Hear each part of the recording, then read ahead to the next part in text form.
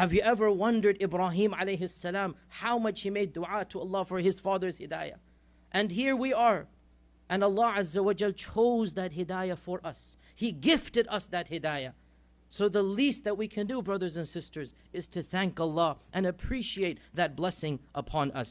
Brothers and sisters, many of you might... আমি ফিরে এলাম একটা ট্রিপ থেকে, এ ট্রিপ ফ্রম ফিলিস্তিন। আমি গিয়েছিলাম মসজিদুল আকসাতে। আমি আপনাদের সাথে শেয়ার করতে চাই কয়েকটা অ্যামেজিং কাহিনী, যেগুলোর সম্মুখীন আমি নিজে হয়েছিলাম, আর সেগুলো কনভার্টস দিকে নিয়ে। আমরা সবাই মুসলিম হিসাবে আমরা জন্মেছি ইসলামে, কিন্তু যে কারণগুলোর জন্য আমরা ভালোবাসি, যখন মানুষ ইসলাম গ্রহণ করে, সেগুলোর মধ্যে একটা খুবই এক্সাইটিং। আমরা সবাই আনন্দিত হয়ে পড়ি। তার কারণ হলো যেটা পুনর্নিশ্চিত করে ইসলামের ওপর আমাদের নিজেদের ইমানটাকে। এটা আমাদেরকে অনুভব করায় যে আলহামদুলিল্লাহ, এটা এমন কিছু যার প্রশংসা হয়তো আমরা করি না, কিন্তু এই মানুষটা অ্যাপ্রিসিয়েট করেছেন, আর আমরা ফিল করি, আর আমাদের এই অনুভূতিটা সঠিক। আমরা একটা গর্ব অনুভব করি যে আলহামদুলিল্লাহ আরও একজন মানুষ খুঁজে পেলেন সেটাকে, যেটাকে আমরা নর্মাল বলে মনে করি, আর এতে কোনো সমস্যা নেই এই আনন্দিত হওয়াতে। তবে আমাদের নিজেদের ইসলামের জন্য আমাদের আনন্দিত হওয়া উচিত, তাই না? এই জন্য যে আল্লাহ আমাকে গাইড করেছেন, আর নিজেদের ইমানকে পুনর্নিশ্চিত করা খুব ভালো বিষয় কনভার্টসদের ঘটনাগুলো শুনে। আর এই জন্যই আমাদের কনভার্ট ভাই ও বোনেরা জানেন, যখনই কোনো মুসলিম গ্যাদারিংয়ে তারা যান, কনভার্টস জানতে পারার পর প্রথম প্রশ্ন, কেন আপনি ইসলাম গ্রহণ করলেন? সেই ইসলাম গ্রহণের কাহিনী সত্যই খুবই পাওয়ারফুল আমাদের জন্য, বর্ণ মুসলিমদের জন্য। আমরা তা শুনতে ভালোবাসি, তা আমাদের ইমানকে পুনর্নিশ্চিত করে, আমাদের দারুণ অনুভূতি হয়, একটা গর্ববোধ হয়। আর আমি আপনাদের সাথে সেই 3টে কাহিনী শেয়ার করতে চাই, যাদের ইন্টারভিউ আমি নিজে নিয়েছিলাম আর নিজের চোখেই দেখেছিলাম। মহান আল্লাহ আমাকে রহম করেছেন, আমি নিজের চোখে বহু কনভার্টসকে দেখেছি, কিন্তু আমার কাছে এই বিশেষ গ্রুপটা, এটা হলো সবচেয়ে অদ্ভুত আর ছিল আমাকে আলোড়িত করে তোলার মতো। আমি 3টে স্টোরি আপনাদেরকে বলতে যাচ্ছি। একটা গ্রুপ যার প্রত্যেকটা কনভার্ট ইসরায়েলি ইহুদি converts to Islam, all of them. আর এটা ছিল আক্ষরিক অর্থেই দ্য মোস্ট অদ্ভুত কাহিনী কনভার্টসদের আমার নিজের জীবনে দেখা। তাদের প্রথমটা আমি ছোট করে বলছি, কারণ এই 3টেই খুবই পাওয়ারফুল, আমাকে খুবই নাড়িয়ে দিয়েছিল। দ্য ফার্স্ট অফ দেম, আসলে আমি একটা ইমেল পেয়েছিলাম অনেক আগে, গত বছর। তিনি ছিলেন ইসরায়েলের এক ভদ্রমহিলা, নিজের সম্বন্ধে ডিটেলসে লিখেছেন, আমার জন্ম এক ইহুদি পরিবারে, আসলে আমি একজন পশ্চিমী দেশের মানুষ। বাই দ্য ওয়ে, তার বেশি ডিটেলস দিতে পারবো না, জানেন তো কেন? আমি আমার ধর্মীয় কারণে ইসরায়েলে মাইগ্রেট করেছি, এটাকে বলে আলিয়া, হিজরত। আমি ইসরায়েলে হিজরত করেছি, একজন যুবতী পশ্চিম দুনিয়াকে ত্যাগ করেছি। তিনি দুনিয়ার এই অংশে ছিলেন, আমি পরিত্যাগ করে ইসরায়েলে চলে এসেছি। আর গত কয়েক বছর ধরে আমি অ্যাগনস্টিক। এখন আমি সত্যের খোঁজ করছি। আমি কোরআন পড়েছি, আর আমি আপনার লেকচার্স অনলাইনে শুনেছি। আমি খুবই ইন্টারেস্টেড, ইত্যাদি ইত্যাদি। অবভিয়াসলি এটা খুবই ইন্টারেস্টিং, আর একই সাথে আমার কাছে খুবই স্ট্রেঞ্জ, কারণ এই ধরনের মানুষ খুঁজে পাওয়া খুবই কঠিন। তো আমরা শুরু করলাম ইমেল দেওয়া নেওয়া। আর আমি বললাম, বুঝলেন, সম্ভবত ইমেলটা লেট নভেম্বরের। বললাম, জানেন আমি জানুয়ারিতে আসছি, সাক্ষাৎ করতে পারেন আল আকসাতে, মিট আপ। তিনি কখনোই আল আকসাতে যাননি, তার যাওয়ার অনুমতি ছিল না, কারণটা অবভিয়াস, তিনি অন্য এক ব্যাকগ্রাউন্ডের, তিনি কখনোই মসজিদুল আকসাতে যাননি। তো আমরা একমত হলাম, মিট আপ অ্যান্ড সুবহানাল্লাহ। লম্বা কাহিনীটাকে ছোট করে বলছি, এই মহিলা ইসলামের মুখোমুখি হননি কোনো দাওয়াতি গ্রুপের দ্বারা অথবা প্যাম্পলেট, এরূপটা সেখানে ঘটে না, ইট ডাজন্ট হ্যাপেন।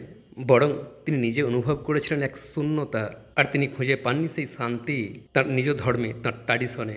তিনি তা খুঁজে পাননি খ্রিস্টান ধর্মে, খুঁজেছেন বৌদ্ধ ধর্মে, অন্যান্য ধর্মে, আর শেষ পর্যন্ত বেপরোয়া এক চাহিদার কারণে কোরআন তুলে নিলেন। এর মধ্যে কিছু পাবেন এরূপটা মনে করেননি। আর তিনি বলছেন, এই সেই কিতাব, এতদিন আমাকে শেখানো হয়েছে এটা ঘৃণায় পূর্ণ। তিনি বললেন, সারাটা জীবন আমাকে শেখানো হয়েছে এই কিতাব অন্য মানুষকে হত্যা করার শিক্ষা দেয়, অপরকে ঘৃণা করতে বলে। বললেন, আমি পড়লাম আর পড়লাম, আর আমি দেখলাম শুধুই শান্তি। I found nothing but peace. আর তাই তিনি অনলাইন ঘাঁটতে শুরু করলেন, লেকচার্স, আর খুঁজে পেলেন আমার কিছু লেকচার্স। আর সুবহানাল্লাহ, লেকচারটা ছিল খাদিজা আলাইহিস সালামকে নিয়ে। কাহিনীটা তাকে মুভ করলো, আর ভাবলেন আমি খাদিজার মতো হতে চাই, want to be like Khadija. And সুবহানাল্লাহ, ভাই ও বোনেরা, তিনি তার শাহাদার ঘোষণা দিলেন ইন মসজিদুল আকসা, আমাদের একটা গ্রুপের সাথে। আমি তাকে শাহাদার পাঠ করালাম, তিনি কলিমা পাঠ করলেন আর ইসলাম গ্রহণ করলেন ইন মসজিদুল আকসা। কিন্তু আমরা তা রেকর্ড করতে পারলাম না, কারণ তিনি বললেন, এখনই আমি এ বিষয়ে পাবলিক হতে পারবো না, আর আপনারাও আমার পরিচয়টা প্রকাশ করবেন না, কারণ আমার পরিবারের জন্য কষ্টের কারণ হতে পারে। আর স্পষ্টত তাঁকেও আন্ডার কভারে থাকতে হয়েছিল, তাকে আপাতত বিষয়টা গোপন রাখতে হলো। তার নাম দিলাম আয়েশা, এখন তাকে আমরা আয়েশা বলে ডাকি। গ্রুপের কিছু সিস্টার্স আছে থাকেন, অ্যান্ড সুবহানাল্লাহ, তিনি এখন অ্যাক্টিভ অনলাইন দাওয়াতে, তবে অবশ্যই তিনি তা বেনামে করছেন। তিনি দাওয়াতের কাজ করছেন বেনামে। এখন যখন আমি আকসাতে ছিলাম, আমি একজন ভাইকে দেখলাম, যিনি আমাকে অনলাইনে চিনতেন, বললেন আপনাকে একটা গ্রুপের সাথে পরিচয় করিয়ে দিতে চাই, বাট আপনি কোনো ছবি তুলতে পারবেন না, গোপনে যেতে হবে, কাউকে সাথে নিতে পারবেন না, জাস্ট আপনি নিজে ইন মসজিদুল আকসা। আর আমি বললাম তারা কারা? তারা হলেন, তিনি বললেন আমরা দাওয়াত দিয়ে যাচ্ছি কিছু ইহুদিকে, কিন্তু আমরা তা প্রকাশ্যে করছি না, কারণ প্রকাশ্যে যদি কেউ এটা করে তাহলে বিশাল প্রবলেমে পড়ে যাবে। বললাম তারা কি সত্যই কনভার্টস এই ল্যান্ডে? আর এই ভাই আমাকে বললেন আমরা হিসাব করেছি কমপক্ষে 1000 মানুষ ইসলাম গ্রহণ করেছেন, আমাদের রেকর্ড আছে প্রায় 300-400, আর এই 300-400 জন মানুষের কাছ থেকে আমরা আরও অনেকের কথা জানি, যাদের বেশিরভাগ মানুষই নিজেদের ইসলাম গ্রহণের কথা কাউকে জানাচ্ছেন না। তারা আসেন আর শেখেন, যা জানার জেনে ফিরে চলে যান নর্মাল লাইফে। তাদের অল্প কিছু মানুষ, অল্প কয়েকজন প্রকাশ্যে এসেছেন, আর কয়েকজনকে পরিবার ত্যাগ করে পালাতে হয়েছে। নিজ পরিবার ত্যাগ করে মুসলিম ল্যান্ডে আশ্রয় খুঁজে পেয়েছেন, মুসলিম এরিয়াগুলোতে, আর তারা আপনার কথা শুনেছেন আর আপনার সাথে সাক্ষাৎ করতে চান। বললাম অফকোর্স, মাই প্লেজার, তাদের সাথে সাক্ষাৎ করব। তো ফজরের নামাজের পর মসজিদুল আকসাতে আমরা গেলাম একটা অফিসে মসজিদ কমপ্লেক্সের মধ্যে, আর সাক্ষাৎ করলাম 5-6 জন মানুষের সাথে, যারা ইজরায়েলি ইহুদি আর ইসলাম গ্রহণ করেছেন। তাদের একজনও ইসলাম গ্রহণ করেননি কোনো মানুষের দাওয়াতে। তো তাদের প্রত্যেকে ইসলামের পথ খুঁজে পেয়েছেন নিজেদের প্রচেষ্টায়, জাস্ট রিসার্চ করে ইন্টারনেটে। আমি আর দুটো ঘটনা বলবো যেগুলো আমাকে রিয়েলি মুভ করেছিল। তাদের মধ্যে একটা, তিনি হলেন একজন বোন। এই বোনের বয়স এখন 19, যখন তার বয়স ছিল 16, হোয়েন সি ওয়াজ 16, তিনি এই ভাইদের দলটাকে একটা ইমেল করেছিলেন, যাদের ফেসবুকে একটা হিব্রুতে পেজ আছে, দাওয়া টু ইসলাম। তিনি তখন 16 বছরের মেয়ে, আর লিখলেন আমি ইসলাম গ্রহণ করার মনস্থির করেছি। আর এই গ্রুপটা ইমেল করলো আমরা কিছুই করতে পারবো না, we can not do anything, আপনি মাইনর, আমরা কোনো ট্রাভেলে পড়তে চাই না, best of luck and good bye. তিনি ইমেল করেই যাচ্ছিলেন, ফিকার কোশ্চেন, আকিদার কোশ্চেন, আর উত্তর দিতেই হচ্ছিল সিম্পল কোশ্চেন, রাইট? তিনি নামাজ পড়া শুরু করে দিলেন তার নিজের ঘরে, ইন হার ক্লোজেট, 16 বছর বয়সে। আর তিনি শুরু করলেন মেটেরিয়াল সংগ্রহ করা তাদের কাছ থেকে অনলাইনে। আর আমি ছিলাম সেই ভাইটার সাথে, যিনি ঘটনাক্রমে একটা বৃদ্ধ স্বামী স্ত্রীর পরিবার ছিল জেরুজালেম শহরের বাইরে, আর তাদেরকে খুঁজে বের করলো এই দাওয়া গ্রুপটা, তাদেরকে খুঁজে বের করলো। আর এই পরিবারটা নিজেদের জীবনের রিস্ক নিয়ে রাজি হয়ে গেল এই নাবালিকা মেয়েটাকে আশ্রয় দিতে। আর এই 16 বছরের মেয়েটা যে রাতে তার বয়স 18 হয়ে গেল, এই গ্রুপটা বলেছিল আমরা কোনো সাহায্য করতে পারবো না। আর যে রাতে তিনি 18 হলেন, তিনি তার ব্যাগ গোছালেন, একটা ফোন বুথে চলে গেলেন, সেই ভাইটাকে ফোন করলেন, বললেন আমি এখানে দাঁড়িয়ে আছি, আপনি বলেছিলেন আমার বয়স যখন 18 হবে, আমার বয়স 18, আসুন নিয়ে যান, আমার পরিবারের সাথে কোনোভাবেই থাকতে পারবো না। এই ভাইটা খুব চিন্তায় পড়ে গেলেন, এটা কোনো ট্র্যাপ নয় তো, কারণ সবাই জানে এটা খুব ডেঞ্জারাস। তাই তিনি সেখানে পৌঁছালেন পরিবারের একজন সদস্যকে সাথে নিয়ে, নিজের বোনকে নিয়ে। দেখলেন সব নর্মাল। তখন সেই মেয়েটা বলেছিলেন আমার একটা স্থানের প্রয়োজন, আমার বাড়িতে আমাকে নামাজ পড়তে দেওয়া হচ্ছে না, তাই আল্লাহ সুবহানাহু ওয়া তাআলার উপাসনার জন্য আমাকে বের হতেই হবে। তারা কয়েকটা ফোন করলেন, একটা পরিবার খুঁজে পেলেন, আর এটা ছিল তাদের জন্য খুবই রিস্কের, এরূপ এক যুবতীকে আশ্রয় দেওয়া। আর এখন তিনি আরবি শিখছেন, কোরআন মুখস্থ করছেন। আর এখন শুনুন, সেই দেশের যখন কেউ 18 বছরের হয়, জানেন তাকে কি করতে হয়? তাকে গিয়ে মিলিটারি আর্মিতে যোগ দিতে হবে। ওকে, আর তার কাগজপত্র চলে এলো। আর তখন সেই পরিবার বলল দেখো, এখন আমরা আর কিছুই করতে পারবো না, কারণ এটা তোমার আর তোমার সরকারের বিষয়, আমরা আমাদের জীবনের রিস্ক নিতে পারি না। তো জানেন তারা কি করলো? তিনি বললেন ফাইন, আমাকে কাগজ দিন, যাচ্ছি আমার হিজাব পরিধান করে, বলে দেব আমি মুসলিম। তিনি চলে গেলেন তাদের IDFCতে, সেই যুবতী চলে গেলেন তাদের মিলিটারিতে। আর সেই ভাই আমাকে বললেন يا أخي والله أنا ترك شيء in Arabic is আমি কসম করে বলছি আমি তাকে 1 মাইল দূরে ছেড়ে এসেছিলাম, পোস্টের কাছেই যাইনি, জাস্ট ছেড়ে দিলাম আর বললাম কাজ শেষ হলে ডাকবে, কারণ তারা নিজেদের জীবনের ভয় পাচ্ছিলেন। এই বৃদ্ধ স্বামী স্ত্রীও তাকে দূরে ছেড়ে দিলেন।